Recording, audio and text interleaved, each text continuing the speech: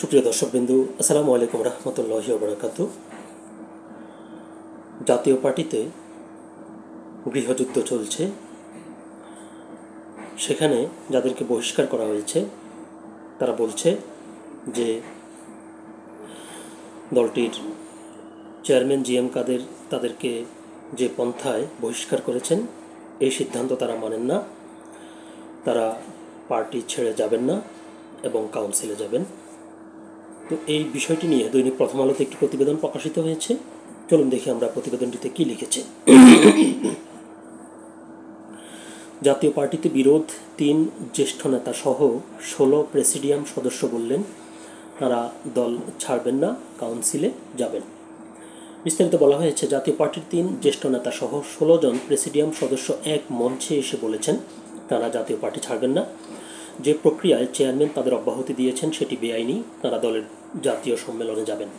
সদ্য অব্যাহতিপ্রাপ্ত জাতীয় পার্টির চেয়ারম্যান আনিসুল ইসলাম মাহমুদ, এবিএম রুহুল আমিন হাওলাদার, মোহাম্মদ মুজিবুল হক সহ দলের প্রেসিডিয়াম সদস্যরা মঙ্গলবার দুপুরে এক সংবাদ সম্মেলনে এসব কথা বলেন। গুলশানে রুহুল আমিন হাওলাদারের ব্যক্তিগত কার্যালয়ে অনুষ্ঠিত এই সংবাদ সম্মেলনে 16 জন প্রেসিডিয়াম সদস্য ছাড়াও জাতীয় পার্টির চেয়ারম্যানের 4 উপদেষ্টা, 2 যুগ্ম মহাসচিব সহ বিভিন্ন পর্যায়ের 21 জন নেতা উপস্থিত ছিলেন। 16 জন সাবেক প্রেসিডিয়াম সদস্য সহ বিপুল সংখ্যক কেন্দ্রীয় নেতার উপস্থিতিতে দলীয় চেয়ারম্যানের পদক্ষেপের বিরুদ্ধে এই সংবাদ সম্মেলনকে গুরুত্বপূর্ণ বলে মনে করছেন জাতীয় পার্টির নেতাকর্মীদের অনেকে। সেটি দলে ভাঙন প্রক্রিয়ার শুরু কিনা সেই প্রশ্ন উঠছে। অবশ্য সদ্য অব্যাহতি পাওয়া মহাসচিব মুজিবুল হক সংবাদ সম্মেলনে বলেন, আমরা জাতীয় পার্টি ছাড়ব না, আমরা জাতীয় পার্টি ভাঙতে দেব না, আমাদের অবদান দলের জন্য সবচেয়ে বেশি, আমরা কাউন্সিলে যাব। আনিসুল ইসলাম মাহমুদ, রুহুল আমিন হাওলাদার, মুজিবুল হক সহ এই অংশটির জ্যেষ্ঠ নেতাদের সঙ্গে কথা বলে জানা গেছে তারা দলে ভাঙন চান না। তাদের মূল লক্ষ্য গঠনতন্ত্রের 20/1 ক ধারার সংশোধন করে সমন্বিত নেতৃত্বে দল পরিচালনা করা। এই লক্ষ্যে তারা আইনি পদক্ষেপে যাবেন। তারা আশা করেন দলীয় গঠনতন্ত্রের চরম অগণতান্ত্রিক, অসাংবিধানিক ও স্বেচ্ছাচারী ধারাটির সংশোধনে এবার তারা সফল হবেন। আনিসুল ইসলাম মাহমুদ দাবি করেন, জাতীয় পার্টি থেকে মহাসচিব ও 2 চেয়ারম্যানকে অব্যাহতি দিয়ে দলের চেয়ারম্যান জিএম কাদের যে সিদ্ধান্ত নিয়েছেন সেটি বেআইনি এবং তারা জাতীয় পার্টিতে স্বপদে বহাল আছেন। তিনি বলেন, 28 তারিখের কোরামবিহীন প্রেসিডিয়াম বৈঠকটি গঠনতন্ত্র মোতাবেক ডাকা হয়নি। সেই প্রেসিডিয়ামের মিটিংয়ের দোহাই দিয়ে যে সিদ্ধান্ত উনি নিয়েছেন এই সিদ্ধান্ত সম্পূর্ণরূপে বেআইনি ও অবৈধ। সুতরাং আমরা সবাই পার্টিতে স্বপদে বহাল আছি এবং পার্টির মহাসচিব মুজিবুল হক চূন্যই আছেন। গত সোমবার জাতীয় পার্টির এক সংবাদ বিজ্ঞপ্তিতে জানানো হয়, 28 জুন দলের প্রেসিডিয়াম সভার সিদ্ধান্তে চেয়ারম্যান আনিসুল ইসলাম মাহমুদ, এবিএম রুহুল আমিন হাওলাদার ও মোহাম্মদ মুজিবুল হককে অব্যাহতি দেওয়া হয়। জাতীয় পার্টির নবনিযুক্ত মহাসচিব শামীম হায়দার পাটোয়ারি প্রথম আলোকে বলেন, কিছু লোক চেয়ারম্যানের সিদ্ধান্তের বিরুদ্ধে অবস্থান নিয়েছেন।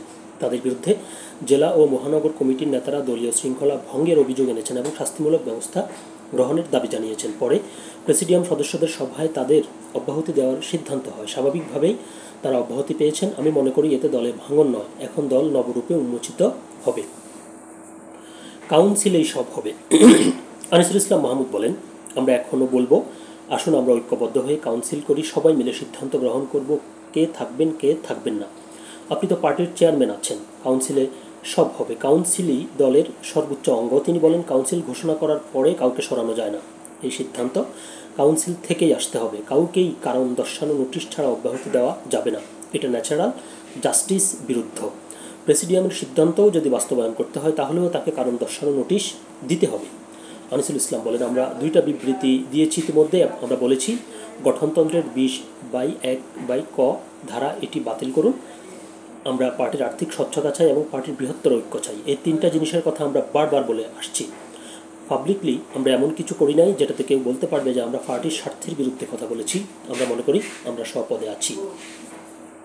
চেয়ারম্যান যেসব নিয়োগ দিয়েছেন সেগুলো অবৈধ দাবি করে আনিসুল ইসলাম বলেন, বর্তমানে শামীম হায়দার পাটোয়ারি, যাকে মহাসচিব স্বঘোষিত বলবো, পার্টির মহাসচিব একজনই, তিনি হচ্ছেন মুজিবুল হক চূন্য। আজকে এই সংবাদ সম্মেলনে যারা বসে আছেন আমরা সবাই পার্টির প্রতিষ্ঠাতা সদস্য। প্রতিষ্ঠার লগ্ন থেকে আমরা এই পার্টিতে আছি এবং আমরা আশা করি এই পার্টিতে থাকব। মৃত্যুর আগে হুসেইন মোহাম্মদ এরশাদ তাকে অ্যাক্টিং চেয়ারম্যান ঘোষণা করেছিলেন দাবি করে আনিসুল ইসলাম মাহমুদ বলেন, জিএম কাদের সাহেব, আমিও এই পার্টির অ্যাক্টিং চেয়ারম্যান ছিলাম, আমাকে যখন অ্যাক্টিং চেয়ারম্যান করেন তখন এইচ.এম. এরশাদ সাহেব সংবাদ সম্মেলন করে আমাকে এই পদে বসিয়েছিলেন। আর জি.এম. কাদের কীভাবে অ্যাক্টিং চেয়ারম্যান হন? রাতের অন্ধকারে যে লোকটি মৃত্যু পথযাত্রী, রাত 11টা থেকে 12টার মধ্যে তাকে ঘুম থেকে উঠিয়ে জোর করে সই নেওয়া হয়। এটা হচ্ছে জাস্ট মিলিটারি কু যেমন হয় ঠিক সেই রকম। এই মন্তব্য করে আনিসুল ইসলাম মাহমুদ বলেন, আপনারা বলতে পারেন সেই সময় কেন প্রতিবাদ করেননি, কারণ আমাদের পার্টি এমনিতেই সরকারের অত্যাচারে জর্জরিত ছিল। এরশাদ সাহেব খুব অসুস্থ ছিলেন, তার দিকে তাকিয়ে আমরা কিছু করিনি। একটা গণতান্ত্রিক পার্টির ক্ষমতা হস্তান্তর রাতের অন্ধকারে এভাবে হয় না। জি.এম. কাদেরের প্রতিটি জিনিসেই অগণতান্ত্রিক মনোভাব প্রকাশ পায়, স্বৈরাচারী মনোভাব প্রকাশ পায়। তাদেরকে জি.এম. কাদেরের অব্যাহতি দেওয়ার কথা উল্লেখ করে রুহুল আমিন হাওলাদার বলেন, কোনো সুস্থ রাজনীতিবিদ এই ধরনের কাজ করতে পারেন না। আমাদের ঘামে, আমাদের পরিশ্রমে আমাদের অব্যাহতি দিয়েছেন, সদস্য পর্যন্ত রাখেননি। এটা কি রাজনৈতিক আচরণ? জি.এম. কাদেরের প্রতি আহ্বান জানিয়ে জাতীয় পার্টির প্রবীণ নেতা রুহুল আমিন হাওলাদার বলেন, আমরা আপনাকে বহিষ্কার করি নাই, আমরা আপনাকে ফেলে দিতে চাই না। আবারও বলবো, দল ভাঙবে, দল ছোট হবে, এই রাজনীতি আমরা করব না। জাতীয় পার্টির রওশন এরশাদ অংশের নির্বাহী চেয়ারম্যান কাজী ফিরোজ রশিদ বলেন, আপনারা জানেন জাতীয় পার্টি ছোট হতে হতে আজ ধ্বংসের ধার প্রান্তে পৌঁছে গেছে। আমি আরেকটা জাতীয় পার্টির নির্বাহী চেয়ারম্যান, আমার সঙ্গে আরও অনেকে আছেন। জি.এম. কাদেরের উদ্দেশ্যে তিনি বলেন, আজকে এই কি দেখতেছি, সবাইকে বের করে দেবেন, একা থাকবেন? একা একটি কোম্পানি করা যায়, ঘর সংসার করা যায়, বউয়ের সঙ্গে রাজনীতি করা যায় না। আমার দুঃখ একটাই। জি.এম. কাদেরের উদ্দেশ্যে প্রশ্ন রেখে মুজিবুল হক চুন্নু বলেন, আমাকে পার্টির মহাসচিব থেকে অব্যাহতি দেওয়া হয়েছে, কোনো আপত্তি নেই। আমি এমন কি অপরাধ করলাম যার জন্য পার্টির প্রাথমিক সদস্য পদ থেকে পর্যন্ত অব্যাহতি দিলেন? পার্টির গঠনতন্ত্রের 21 ধারাকে স্বৈরতান্ত্রিক আখ্যায়িত করে তা বাদ দিতে জি.এম. কাদেরকে ব্যক্তিগতভাবে অনুরোধ করেছেন জানিয়ে মুজিবুল হক বলেন, এমন হয়েছে যে 28 জন কর্মীকে পদোন্নতি দিয়েছেন চেয়ারম্যান। এটা মহাসচিব হিসেবে আমি জানি না।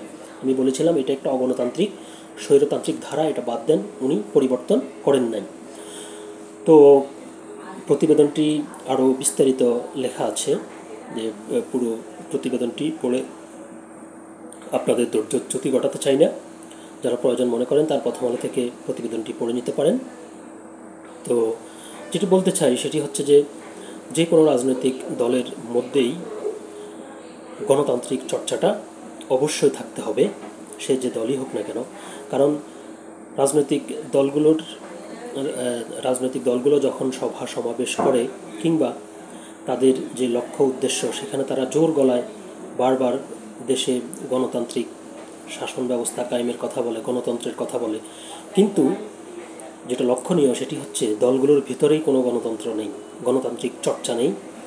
তো গণতান্ত্রিক চর্চা আপনি যদি আপনার দলের অভ্যন্তরে যদি না করেন, তাহলে আর যাই হোক দেশে তো আপনি গণতন্ত্র প্রতিষ্ঠা করতে পারবেন না।